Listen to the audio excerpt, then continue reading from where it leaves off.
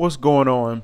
So I'm here to discuss a topic dealing with AI regarding former Jehovah's Witness stories that could be coming from actual people, former Jehovah's Witness stories that could be coming from Watchtower itself as a distraction mechanism. And I'm not saying that that's what they're doing, but allow me to explain.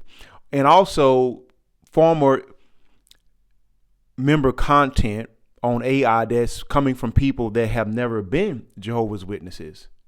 So those are our three possible categories, or it could be a combination of all three. Now, if you haven't seen a lot of these AI driven former ex Jehovah's Witness stories, then perhaps you're not watching videos lately, but it's starting to flood the YouTube algorithm.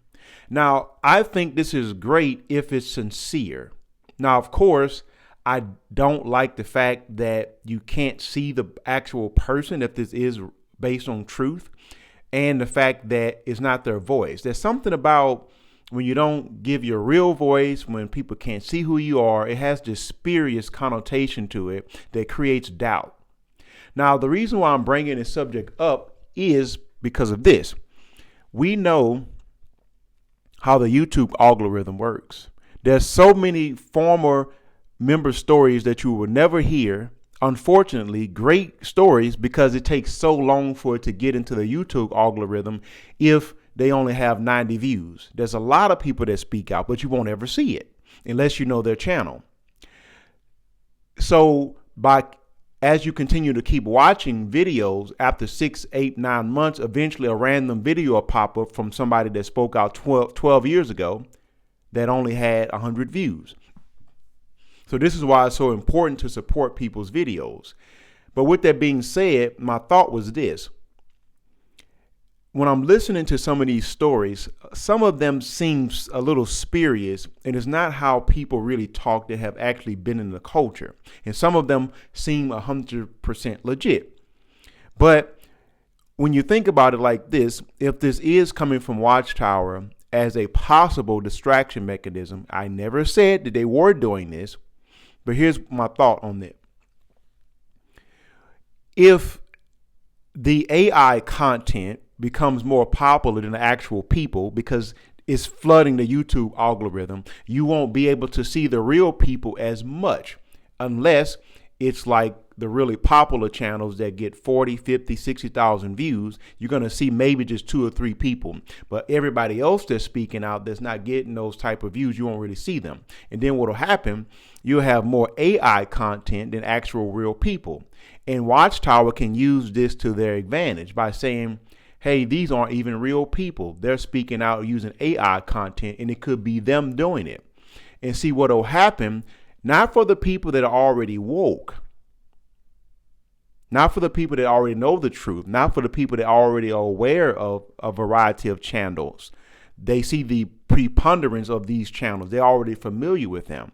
But the new people, when this information is being propagated, when they first get on to check things out, they're going to run into the AI content if it is flooding the YouTube algorithm.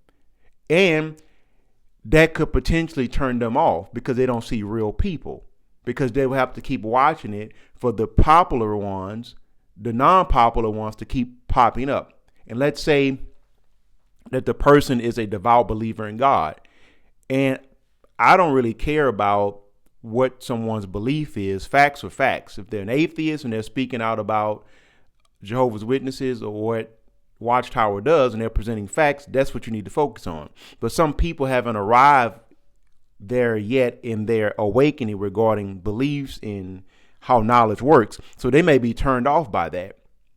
And then they could use that to their advantage. So I'm simply saying, I want to get you all thoughts on all this AI content from ex people or alleged ex people that we can't verify.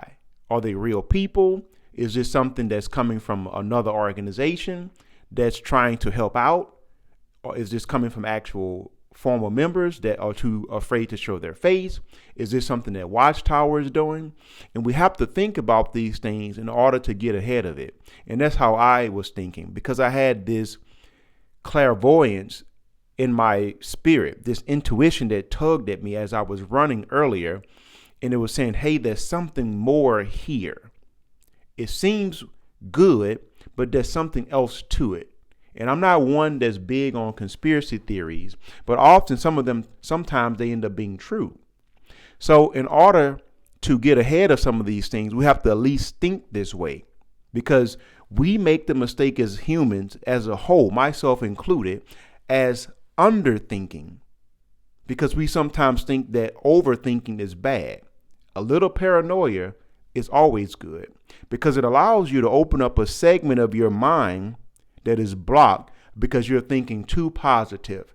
You're beginning to look at psychosis as all the way bad. When we learn from psychosis, it doesn't mean that we have it.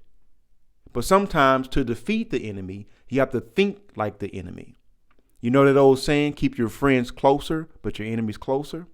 Not enemy as a human being, but enemies regarding one's beliefs. And people, when they're desperate times, call for desperate measures, and they will do anything because people are beginning to see the real truth. So share your thoughts on this. What do you think about all this AI content? And also think about mystical manipulation too. So when someone says, hey, somebody knocked on my door, I've been praying for a very long time, and I know that was Jehovah because I prayed. See, what a person is not realizing, now, other religions pray for guidance from God, and then somebody knocks on their door. It could be a Mormon, or they run into a Baptist preacher, whatever. They can use that same story, or non-Christian groups, Islam, Judaism. That's nothing significant.